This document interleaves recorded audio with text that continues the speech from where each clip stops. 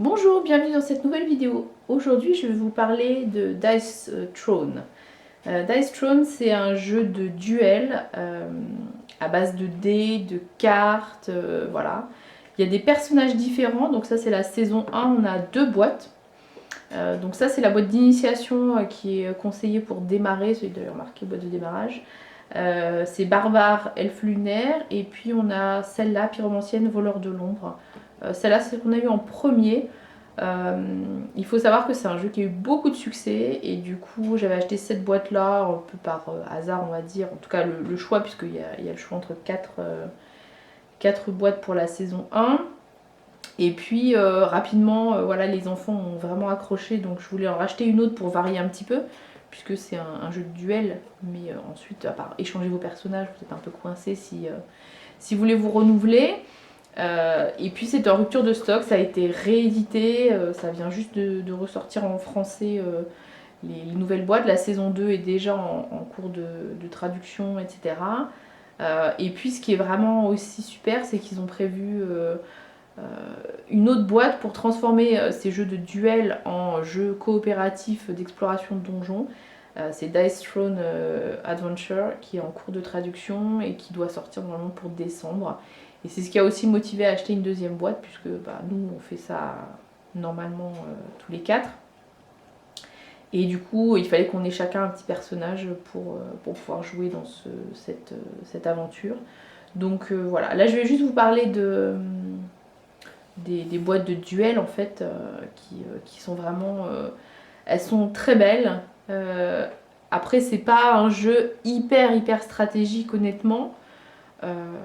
Mais c'est un jeu qui est vraiment très sympa. À jouer à 2 exclusivement avec une seule boîte puisque c'est un jeu de duel. Après quand on a 2 boîtes théoriquement on peut jouer à 4, on peut avoir une troisième boîte et jouer à 6. Après je pense que ça perd un peu quand même de sa saveur. L'idéal je pense c'est quand même le duel quand on joue comme ça. Et après par contre le côté donjon avec l'autre système ça n'a rien à voir. Mais pour ça c'est vraiment des duels. Donc chaque personnage a son matériel en fait, tout est spécifique de chaque personnage. Là je vous ai sorti un petit peu le contenu des boîtes. Là je vous ai ouvert la pyromancienne. Donc quand vous prenez, c'est comme ça. Hein. Donc vous allez ouvrir et puis chaque personnage a son paravent. Donc ça va se jouer avec des dés. Chaque personnage a ses propres dés avec des phases différentes. Vous avez un compteur de points de vie puisque c'est un duel à mort. Vous avez des points de combat qui vous servent en fait à activer certaines capacités, certaines cartes. Vous avez des cartes et puis vous avez des tokens, c'est-à-dire des petits jetons qui correspondent encore une fois pour chaque personnage à des capacités que vous avez, des attaques. Donc là par exemple à terre je pourrais prendre un jeton comme ça et je le mets dessus, ça fait partie de ma préparation. J'ai le droit à une brûlure aussi donc je peux me la mettre. La maîtrise du feu on vous dit ça sera maximum 5 donc j'en prends 5. Par contre on peut en gagner aussi en cours de route, c'est pour ça qu'il y en a un petit peu plus. Voilà, et puis étourdissement, un seul jeton, voilà. Donc ça c'est mon personnage. C'est parce que j'ai la pyromancienne que j'ai ces tokens, que j'ai ces capacités là. Un autre personnage aura d'autres capacités. Donc quand on commence à jouer, on part avec 4 cartes dans sa main. Voilà, je vous explique un petit peu après. On a 2 points de combat et puis on va commencer à jouer. Donc à chaque fois, il va falloir lancer les dés. Et puis en fonction des résultats que je vais obtenir, je vais regarder sur ma fiche qu'est-ce qui serait le plus intéressant. Donc on a droit à jusqu'à 3 lancers. Donc là par exemple, on va dire que je sais pas, je pars sur ça, peu importe, j'ai pas regardé. Je peux relancer, je peux choisir de sélectionner ces dés là. Super. Et du coup de refaire un lancer. Là j'ai fait les 5 mêmes, donc on va voir à quoi ça correspond.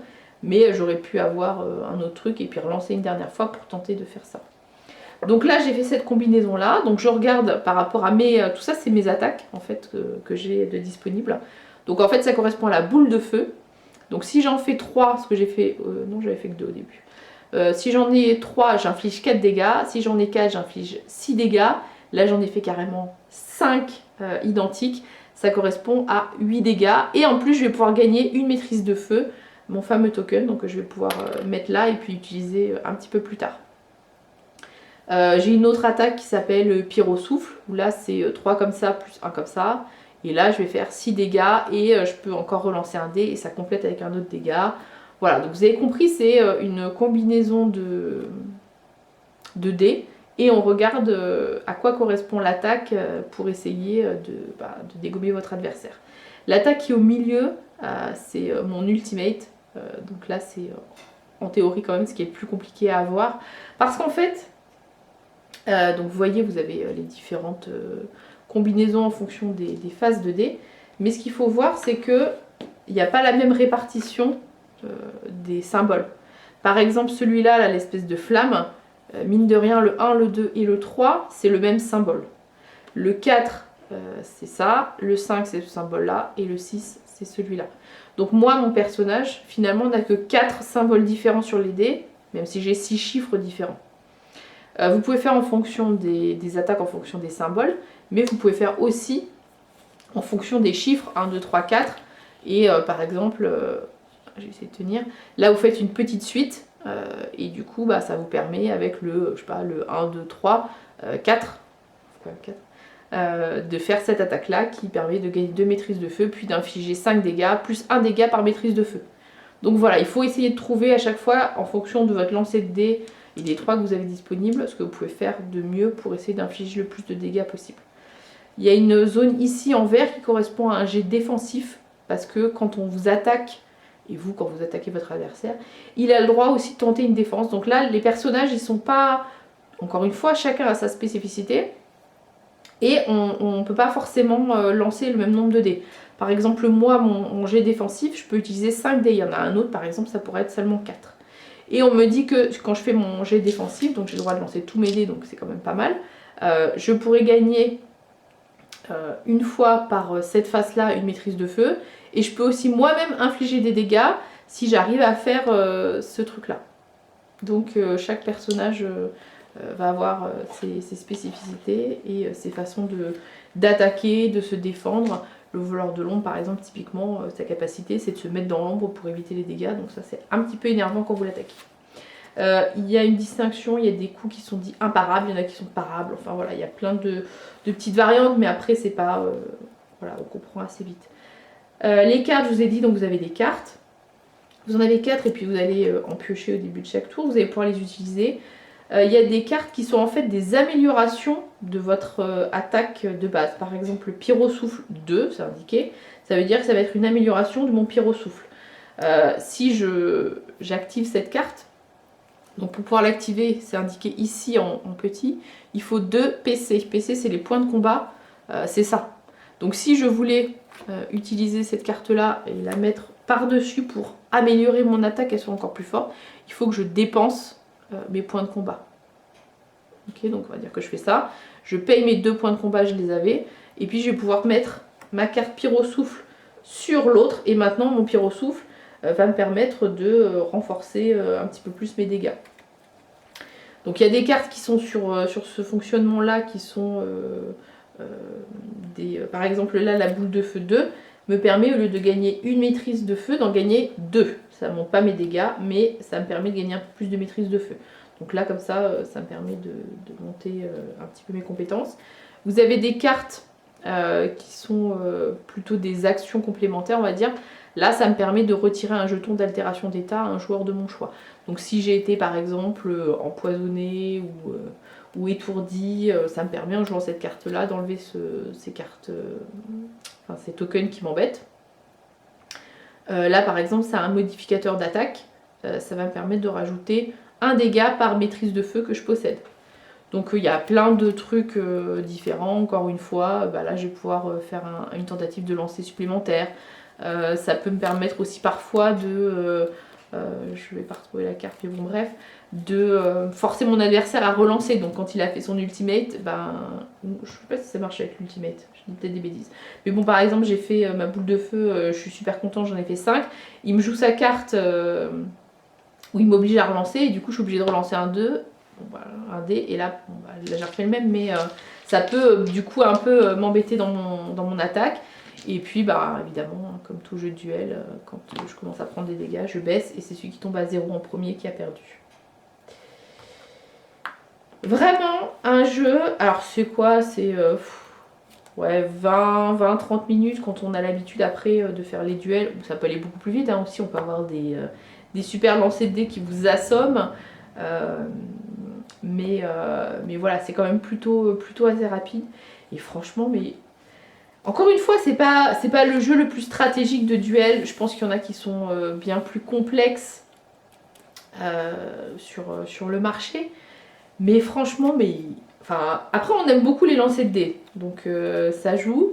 La comparaison vaut ce qu'elle vaut.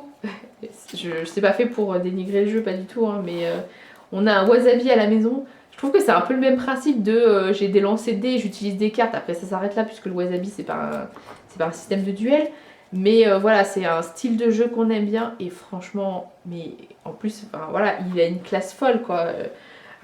Les dés ils sont tous différents, chaque personnage a aussi, je vous disais, des spécificités. Le voleur de l'ombre typiquement, lui il va se mettre dans l'ombre pour éviter les dégâts. Là vous avez l'elfe lunaire qui lui va faire d'autres dégâts. Alors ils ont des niveaux de difficulté différents. Le barbare je crois que c'est niveau 1. L'elfe lunaire c'est niveau 2, c'est représenté ici par les petits dés. Ça veut pas dire qu'ils sont pas forts, mais ça veut dire qu'ils sont plutôt simples à utiliser. Et il y en a d'autres qui sont... voilà, leur tactique et leur façon de gagner est un peu moins évidente. Mais voilà, enfin, je trouve vraiment qu'il a une classe folle ce jeu. Et en plus qu'il est très fun à jouer. Les dés, enfin, regardez, sont juste magnifiques quoi. Le truc de duel. Alors je sais qu'on joue pas à un jeu pour la beauté du jeu, mais je trouve quand même que ça rajoute quelque chose. Et puis bah, chaque personnage a sa petite tactique. Non vraiment, vraiment c'est un jeu très sympa quand on a envie de faire des petits duels. Et encore une fois sans trop se prendre la tête non plus. Parce qu'il n'y a pas une tactique. Une fois qu'on a compris l'histoire des cartes, à quel moment jouer les cartes, bon, les points de combat, les défenses, etc. Bah, en gros, c'est on lance les dés et puis on essaye d'optimiser pour pouvoir faire le plus de dégâts possible à son adversaire et puis gagner. Là, c'est le voleur de l'ombre, comme je vous disais. Lui, son coup spécial, c'est qu'il peut, avec des lancers de dés, se mettre dans l'ombre et puis du coup, on ne peut pas l'attaquer. Donc, c'est super énervant. Lui, pour le coup, il est niveau 5 en termes de difficulté de prise en main du personnage et de ses propriétés. Ça veut pas dire qu'il est forcément plus fort. Le barbare peut complètement le battre, même s'il est niveau 1. C'est pas la puissance du personnage, encore une fois, c'est la difficulté de compréhension de son mode de fonctionnement. Voilà, bah écoutez, j'espère que ça vous aura donné un petit aperçu de ce jeu, peut-être donné envie de l'acheter. Honnêtement, si ça vous a donné envie, ne tardez pas trop pour commander une boîte. Ils viennent d'être réimprimés et du coup on vient d'avoir la deuxième boîte. Après il y a la saison 2 qui va sortir, mais a priori les personnages de la saison 2 sont un peu plus complexes. Donc clairement, si le jeu vous fait envie, je pense pas que de commencer avec une boîte de la saison 2 ce soit forcément une bonne idée. Je pense que partir avec une boîte de la saison 1 et puis après peut-être prendre une boîte de la saison 2 quand on a envie de se compliquer un petit peu plus les stratégies. J'ai vu que dans la saison 2 ils avaient fait, il y a une boîte qui me tente beaucoup, c'est le pirate maudit et l'artificier qui balance des bombes, des dégâts, etc.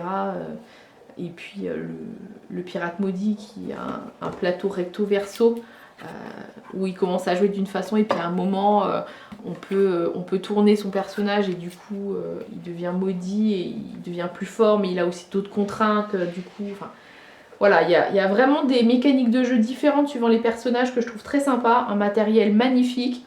un prix abordable si vous prenez qu'une seule boîte parce que c'est 25 €. Après si vous tombez dans la collectionnite et que vous les voulez tous, ça va vite chiffrer. Je sais qu'il y a des coffrets qui ont été faits où il y a tous les personnages, mais je pense que c'était peut-être plus pour les Kickstarter, donc il y en a qui les revendent. Du coup à l'unité ça coûte moins cher, mais comme il n'y en a pas beaucoup de disponibles et que c'est un jeu qui a du succès et qui est en rupture, qui a été en rupture, bah forcément ça fait monter les prix, c'était pas le principe, mais en tout cas je vous conseille vraiment d'essayer si vous aimez les petits duels et que vous pouvez jouer à deux avec des lancers de dés, etc. C'est vraiment très sympa. Maintenant, à vous de jouer. Merci!